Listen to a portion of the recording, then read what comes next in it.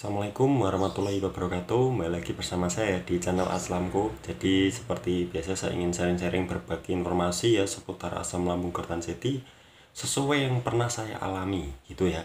Jadi bagaimana kabar teman-teman semuanya? Semoga kalian itu selalu tambah membaik, selalu sehat, selalu ada perkembangan baiknya terus. Bagi yang masih parah ya, yang masih awam, yang masih baru-baru saja kena ya.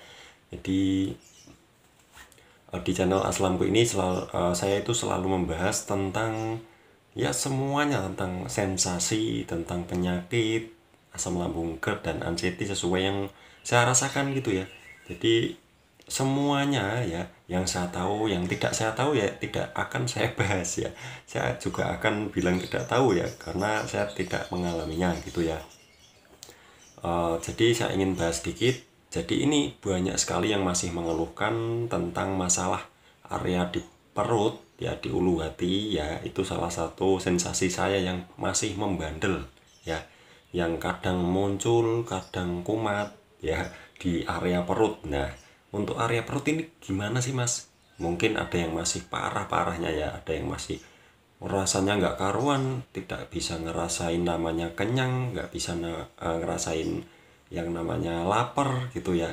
Itu seperti saya dulu ya. Jadi dulu saya ya, ini saya cerita dulu, nanti saya kasih solusinya di saya habis cerita gitu ya. Saya dulu ngerasain perut gak enak, rasa begah, perih, panas, kaku, kembung, pokoknya komplit. Saya di area perut dan ulu hati itu dulu saya komplit panas setiap hari, itu setiap hari saya rasain semua sensasi itu setiap hari. Jadi perut itu rasanya kayak di dalam itu kayak uh, udah kayak nggak isinya itu udah nggak karuan ya, rasanya udah nggak karuan, dan rasanya itu nggak bisa ngerasain lapar, nggak bisa ngerasain kenyang. Jadi habis makan ya gitu rasanya ya, rasanya ya masih gitu, rasanya kayak nggak enak sama sekali, buat jalan nggak enak, buat tiduran aja nggak enak. Jadi hilangnya itu waktu tidur tok ya. Waktu tidur itu kan kita nggak sadar, terus bangun, nah habis bangun tidur itu nggak ada rasa di perut, tiba-tiba nanti 30 menit setelah bangun muncul lagi gitu terus ya. Jadi kalau pas hilangnya itu pas tidur tok, itu waktu saya dulu ya, waktu saya sakit di perut parah-parahnya. Kalau sekarang gimana Mas? Kalau sekarang sih alhamdulillah sudah membaik. Nah, tapi ya kadang kumat, kadang ya enggak, kadang ngerasain, kadang enggak gitu ya. Jadi alhamdulillah lah, udah enggak seperti kayak dulu lagi. Kalau dulu wah rasanya enggak karuan, 24 jam nonstop gitu yang saya rasakan. Jadi di video ini ya saya bahas tentang perut ya, perut ulu hati rasanya nggak karuan itu bagaimana Mas ya, untuk menghilangkan semua itu, untuk menyikapinya, untuk mengatasinya sementara lah, itu bagaimana bisa dengan cara uh, kompres ya, itu yang dari luar ya, kompres, terus kasih fresh care, terus apa itu dikerok juga, ada yang dikerok ya. Kalau saya dulu kalau dikerok itu saya di bagian perutnya, kalau di bagian ulu hatinya nggak saya kerok, karena nggak enak ya, kalau dikerok itu nggak enak di ulu hati kalau saya ya. Kalau di perut saya kerok ya, kasih fresh care ya, keroknya biasa-biasa saja dikerok. Kadang apa itu kasih fresh care, kadang di apa kompres juga bisa, itu untuk mengatasi sementara. Jadi memang sakitnya atau panasnya, rasa nggak nyamannya itu lama ya, lama, yang saya rasakan juga lama. Berapa lama Mas? Saya ngerasain perut gak karuan itu mulai akhir 2020 ya, mungkin Oktober, mungkin September Oktober itu udah perut udah nggak karuan ya, sampai 2021 akhir ya, berarti 1 tahunan lah, 1 tahun kurang lebih ya saya ngerasain perut wah rasanya nggak karu-karuan ya, buat ngapa-ngapain udah nggak enak sama sekali. Itu belum yang lainnya ya, belum anxiety-nya, belum ketakutan-takutannya ya, itu rasanya komplit sekali pokoknya, wah kapok ya. Jadi semua itu yang saya lakukan ya, yang saya lakukan itu ya makannya hati-hati ya, jangan makan yang pedas ya, yang pedas, yang bersantan, yang digoreng ya, terus yang asam terus makan buah-buahan yang dilarang itu jangan. Pokoknya masalah makan itu hati-hati, bener-bener hati-hati, dan dikoreksi dulu. Kalau misalnya kalian pengen makan pisang, nah pisang itu manis atau enggak, ya manis atau enggak dengan loh. Nah terus caranya bisa tahu manis atau enggak gimana? Coba dulu nggak apa-apa, ya coba dulu nggak apa-apa, coba dikit gimana, ada sepetnya kah, ada asemnya kah. Kadang kan ada pisang yang sepet, yang masih sepet, yang asem itu ada, ya. Terus kalau kalian ngerasa itu manis, ya biasanya sih gini aja. Kalau kalian pengen makan pisang, ya pisang ini khusus pisang Ambon saja yang sudah mateng, ya itu dijamin manis, ya full manis, ya.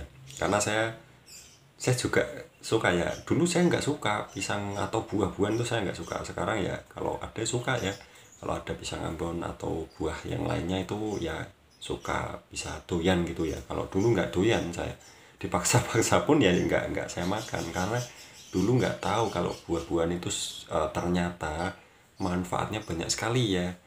Ternyata manfaatnya banyak sekali. Sayur-sayuran saya juga dulu nggak doyan, ya. Padahal sayur-sayuran itu manfaatnya juga banyak sekali, gitu ya. Jadi yang ya pokoknya kita mulai dari nol lagi, kita rawat lagi pencernaan kita, gitu ya. Jadi kayak seperti bayi lagi gitu, ibarat begitu, ya. Jadi kita memang harus ngelakuin hal-hal yang positif, ya itu bisa mengakibatkan uh, perkembangan atau perbaikan di perut kita, di lambung kita, dan pikiran juga positif. Itu sangat berpengaruh sekali. Soalnya gini, saya tiba-tiba emosi, ya tiba-tiba emosi, marah ya sama anak, mungkin karena jengkel, ya anak bandel, terus saya marah. Nah marah itu mengakibatkan perut saya nggak enak, ya. Jadi mungkin ada yang nggak, ada yang ngerasain, karena emosi itu kita kan dari pikiran. Nah pikiran itu ternyata berhubungan dengan si pencernaan kita, ya. Jadi makanya kita itu harus udahlah sabar, ikhlas, lakuin aja, ya. Apa yang kita derita itu semuanya pasti ada jalannya, ya pasti ada sembuhnya. Nggak mungkin kita nggak akan sembuh, itu nggak mungkin. Pasti kita akan sembuh, ya nggak mungkin. Kita pasti akan sembuh meskipun sedikit nggak apa-apa. Nyatanya saya dulu parah sekali, saya pikir saya itu akan meninggal, akan mati, ya. Waktu itu ya saya, wah ini udah nggak lama lagi saya pasti akan mati. Nah saya berpikirnya begitu terus. Nyatanya ya sampai sekarang ya malah tambah sehat ya, alhamdulillah lah ya, daripada dulu. Jadi di perut itu rasa nggak nyaman itu sangat-sangat gila sekali, ya. Jadi semua itu memang dari 3 pola hidup sehat ini, ya.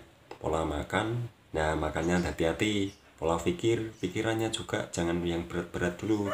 Pola hidup, nah jangan merokok, ya jangan tidur malam-malam, ya. Terus olahraga rutin setiap hari, olahraga ringan sekuatnya saja, dan terus berjemur ya setidaknya 30 menit per hari gitu, ya. Itu juga bagus untuk menghilangkan anxiety, itu juga bagus loh ternyata sinar matahari itu, ya. Karena saya dulu anxiety agak muncul, saya jemur kepala saya jemur ya, di pokoknya dominan di kepala saya jemur sama punggung belakang, itu anxiety-nya mereda, ya mereda dikit-dikit. Nah, nanti ya kadang muncul, kadang ganti hilang dikit-dikit gitu terus, ya.